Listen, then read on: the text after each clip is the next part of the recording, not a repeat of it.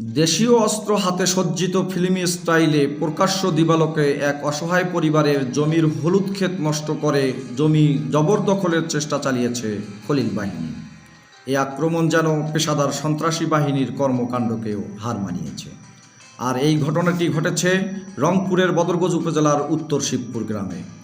নওশাদগঞ্জের পৈতৃক সূত্রে প্রাপ্ত ও ক্রয়কৃত জমি একই এলাকার খলিল আজমাহারুল গংরা ওয়ারিশন দাবি করে পূর্ব পরিকল্পনা অনুযায়ী দেশীয় অস্ত্র সজ্জিত হয়ে জমি জবরদখলের চেষ্টা চালায়।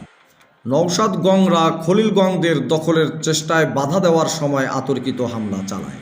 এই ঘটনার বিষয়ে নওশাদ আলী বাদী হয়ে বদরগঞ্জ থানায় একটি লিখিত অভিযোগ দায়ের করেছে। আক্রমণ ও জবরদখলের চেষ্টার ঘটনা নিয়ে উত্তপ্ত পরিস্থিতি বিরাজ করছে।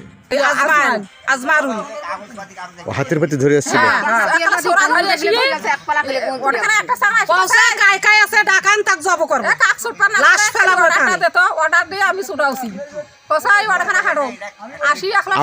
আপনার নাম কি? মোর্শেদা। আপনার স্বামীর নাম কি?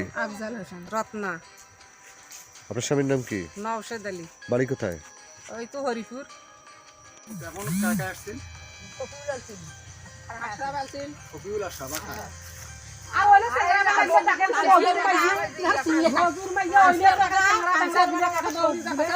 এই তুমি অফিস পেছো না? আলু শেষ করিয়ে ওখানে আলু বাইরে হাঁটো।